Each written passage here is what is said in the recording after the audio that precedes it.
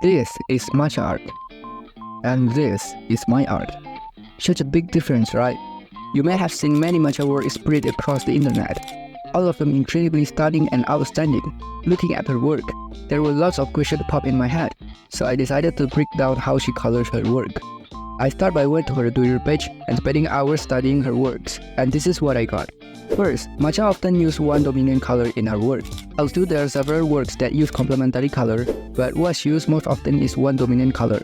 Second, matcha often use contrasting and highly saturated colors in some areas to make it stand out more. Third, matcha use strong lining effect. You can see in some of the illustration, even though it's only one color, the illustration doesn't look plain and empty at all. Last, matcha has a unique rendering process. Luckily, I found a speedpaint video of matcha work on Twitter, which is very helpful in the learning process. After watching the video over and over again, at 0.35 speed, I managed to conclude that there are 5 steps to get a result like matcha. There are base color, lighting effect, base render, and finishing. For the beginning, I took one of the matcha piece and break it down. Start with sketch and no line art because I hate it. Disgusting. Base color and lighting effect. Oh, I forgot to mention that I used the pen brush for this because I think it's all about the skill. Yeah, it's all about the skill.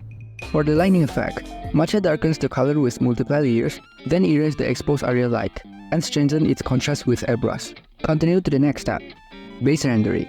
In this step, I will render all areas and make sure to use contrasting colors, because matcha like to do that. Honestly, I spent like 2 hours at this step to get color that's similar to the original work. That because I was confused by the unique color choice, and I don't know how matcha got it. Really. In short, this is the result and we move on to the next step. Render. For me, this is the most complicated step because I will color in more detail. You can see that when I start coloring the face, the base color immediately changed to lighter. That's because I didn't give enough light effect to the face. But from here I can learn that matcha doesn't use desaturated colors to color the face, like me. And I also noticed that matcha often use some special strokes in hair area, perhaps to make it look voluminous and not empty. After hours and hours, the process was finally complete, and I was quite happy with the result. Even though it's not very similar, at least I know how matcha colored her digital work. So let's move on to my attempt. Starting by determining the sketch, I chose my original character to be used as an illustration with a bust-up pose. As I said before, I didn't use line art for this. Next is the base color. I use a low saturation and not too contrasting color for this. I also finished the background because I thought it would be easier if we color with a finished background. Next is the lighting effect. I color all parts with new multiply layer, then erase some parts to give a light effect, and linear dodge airbrush to contrast the area. And that's all. This step is quite easy, so let's move on to the next step. Base render. I start by coloring several areas with a contrasting color such as matcha. And I also noticed that matcha used a lot of pink in the illustrations as a line between the light and the shadow effect. So I also try it. The main thing at this step is I color the areas exposed to light, admin effect, and shadow roughly. This step is quite difficult, but the next step will be hell for me. Render. I try really hard to get the same hair as matcha, which has contrasting colors in some areas, some hair coming out of the part, and her signature streaks, I guess. And after some hours, I think I managed to get that. I was happy, but everything changed when I colored the face, especially the eyes. I almost gave up when I realized that matcha colors the hair in a very complicated and intricate pattern. But the legends once say, failure is the beginning of success. So I'll never give up. Even I hurt, bleed, injured, and in short, I survived, and probably managed to get the same eyes with matcha.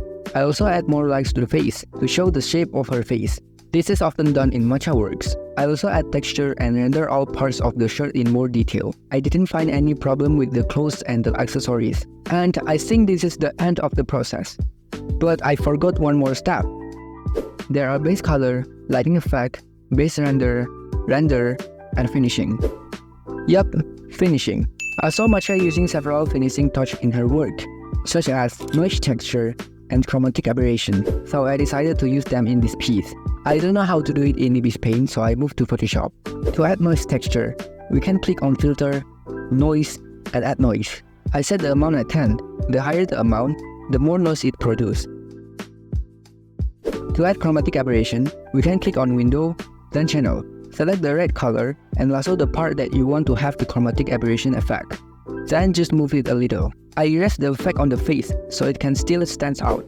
And finally, we're done after sacrificing a lot of time, work, and this is the result. What do you think? In conclusions, if you want to become a professional artist like Matcha, it must take a lot of time and practice. Thank you to Matcha, who our inspired beginner artist. You can find her Twitter in the descriptions, and if there's some parts that you don't understand, you can repeat the video or ask in the comment column. Don't forget to smash that like button and subscribe if you want more content like this. See you in the next video. Bye.